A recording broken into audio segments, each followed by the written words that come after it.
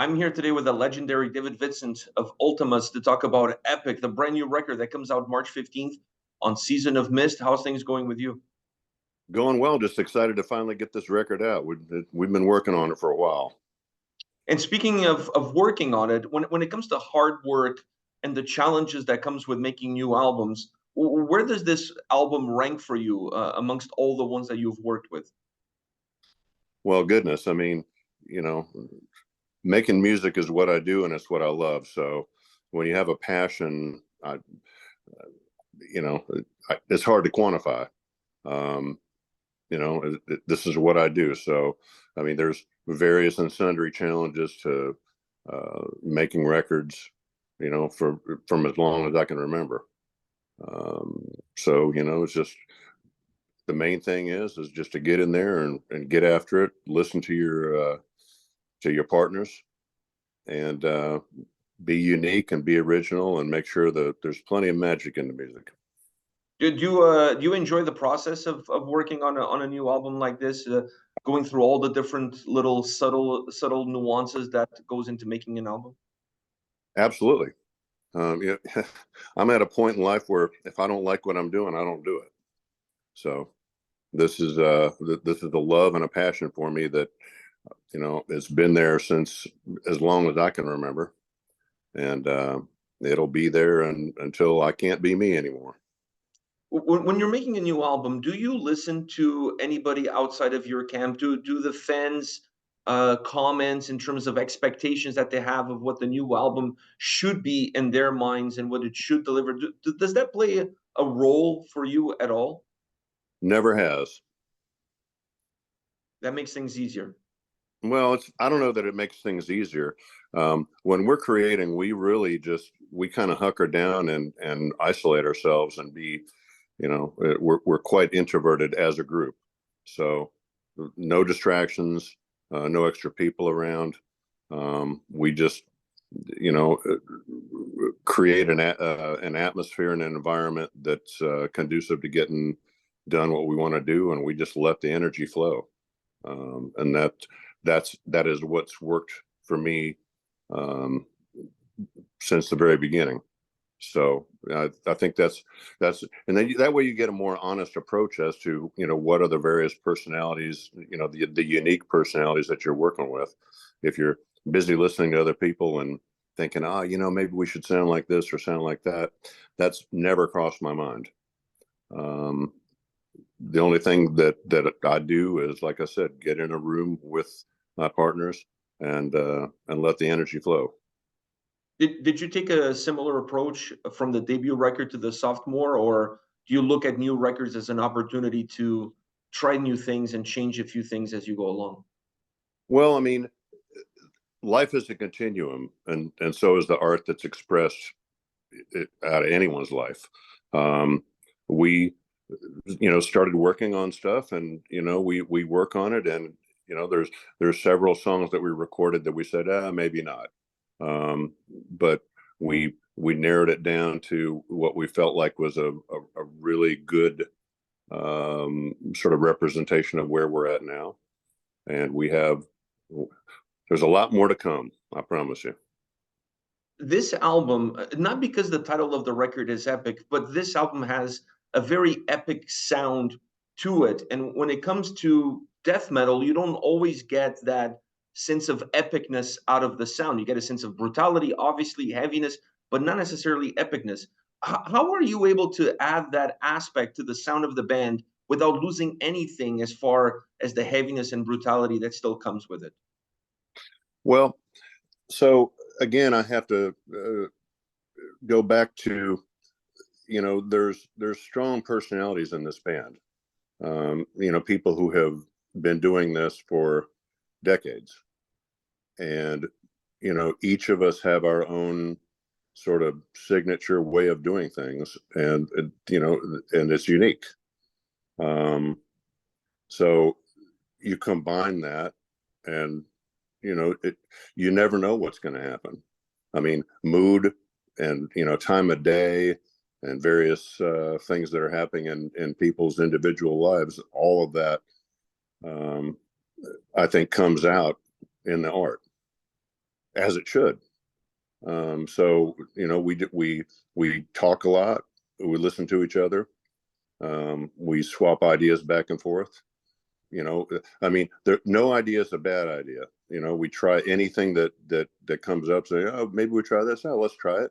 And if it works, it sticks. If it doesn't, then maybe it needs to be adjusted. But I mean, I think that's probably what anyone would do as they're writing. But again, we rely on our personalities to create whatever is going to be created.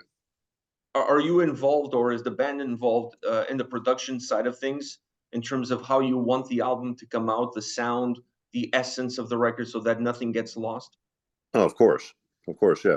I mean, we're very old school the way we do stuff. I mean, the guitar plugged into Marshall amp and played. Um, we don't do reamping. We don't do, a bunch of sample replacement and cut and paste and all this other stuff. We record much like those who inspired us, from the old days. And that's how we get that. I mean, analog, the whole idea, the whole notion of analog and organic is very, very important to us. And I think that that's probably some things that have sort of been overlooked in modern music, but not by us. Your vocal performance on this record is outstanding. Really interesting to follow what you deliver in terms of the lyrical content, the nuances that you created within that lyrical content, and from song to song. I felt more like I was listening to an audiobook than anything. Like I was really captivated by how you tell these stories. Is that also part of your own organic process, or is that something that you've learned along the way? Well, I mean, you hone your skills ever since you're a kid. Um, but again, I appreciate the compliment. I work very hard to deliver what I deliver. Um, some some things come very, very easy. Some things I have to fight with them.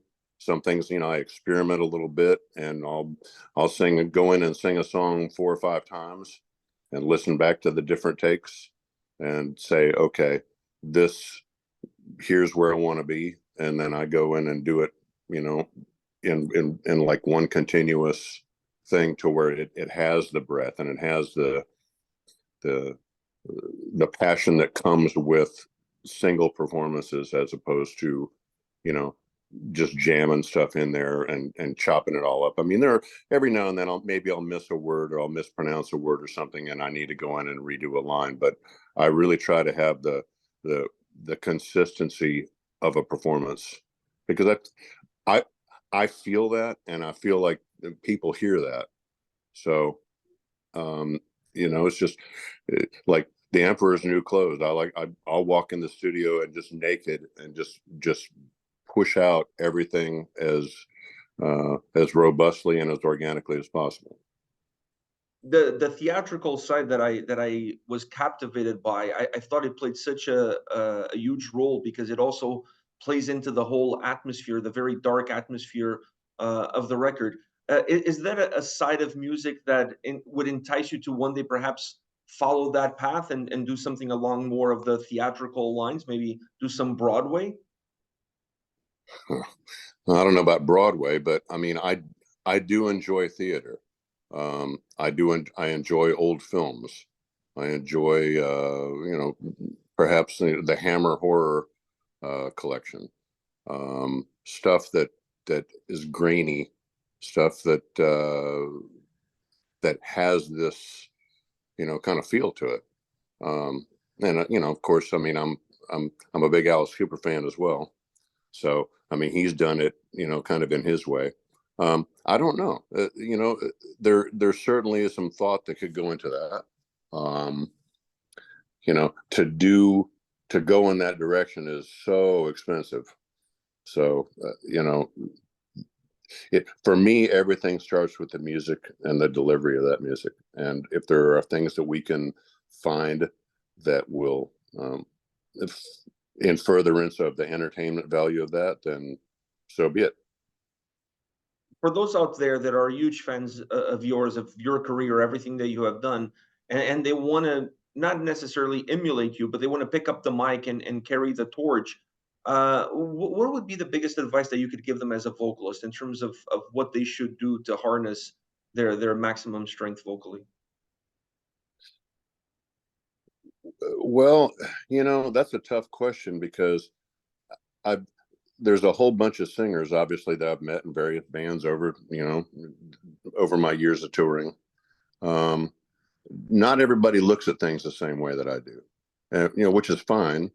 Um, my notion has always been to just be as honest and put as much personality in something as possible, to where when a listener hears, here's what's happening, they get a sense that, I believe everything I'm doing, right? I mean, these stories they're very personal to me, and I try to make it, so that it comes across that way, at least to me. When I listen back to something and I'm satisfied with it, then I think we're good to go. Now, I mean, our producer has various suggestions as we're going, and like I said, there's no idea that's a bad idea. I'm open to trying all kinds of things, but it becomes difficult when you're in the studio. You're so close to this stuff, and that's why I don't like to mix. I mean, I could mix and produce any other band that I didn't write and that I'm not emotionally attached to necessarily. But it's very easy to get in the weeds for Ultimus because we're all so attached to what we've done, and we'll just sit there and beat a dead horse to death and just keep going and going and going. And maybe our producer says, that's really good. Why would you want to add anything more to that? And again, he's coming in with fresh ears, and he hasn't been through the trials and tribulations of the writing process on purpose. And but we work in. I mean, Gomez is a very good engineer and producer, and he works the way that we like to work. He mixes on all analog gear. There's not a lot of trickery when it comes to, I mean, pretty much everybody these days goes to in Pro Tools. I mean, there's some people that still use tape, but Pro Tools does make it easier to do, some punch-ins and stuff for solos, etc. But it can also be overused in a way that you can't reproduce it live. And it appears as though so many people, they want to sound exactly like their CD live, which is usually involves having to have a lot of backing tracks. We don't want to do that either. And if things sound different live, that's good. It allows the song to take on a different form live. Then you have the CD, and then you can listen to the live execution of it. And there should be differences.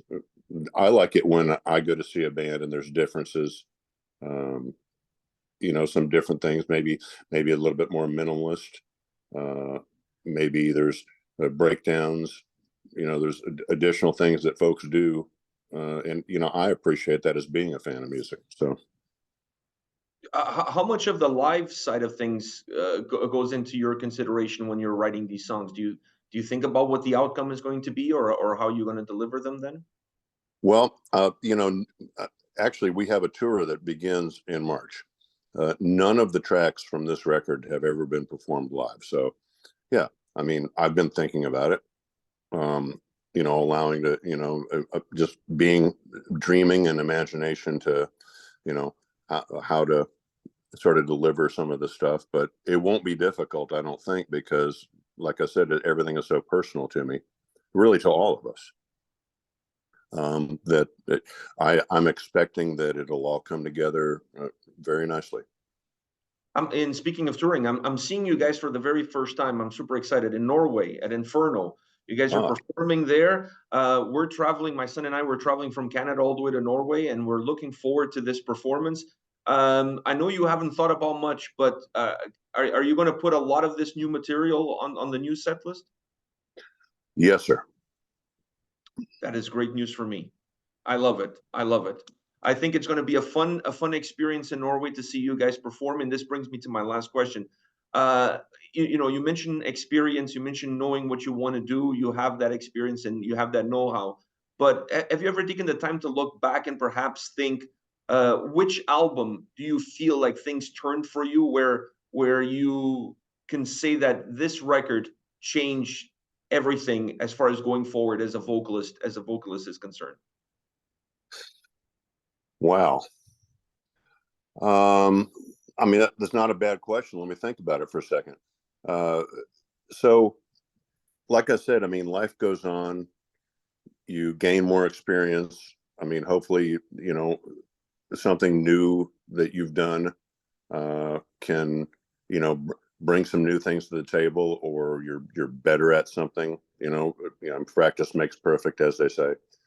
And then obviously, you know, life changes, your life situations change, you know, maybe you add a family member, maybe a family member dies.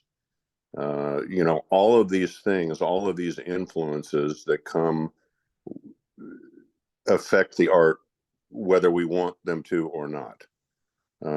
So, you know, one's relationship to their environment, or their family, or their friends, or nature, or the city that they live. I mean, all these things are to be taken into consideration, because they may have a subtle or a dramatic effect, as things change in one's life. And again, you know, art is really an expression of the soul. If your soul is unhealthy, you're going to have ugliness come out. If it's if your soul is really healthy, there may also be ugliness that comes out. Again, expression is it's one of those strange things that it kind of is what it is. So, to more directly answer your question, I think all of the records, you know, I take a different approach, and I allow myself to not really have boundaries when going into something. It's just what comes naturally at this point or that point. That's what I do.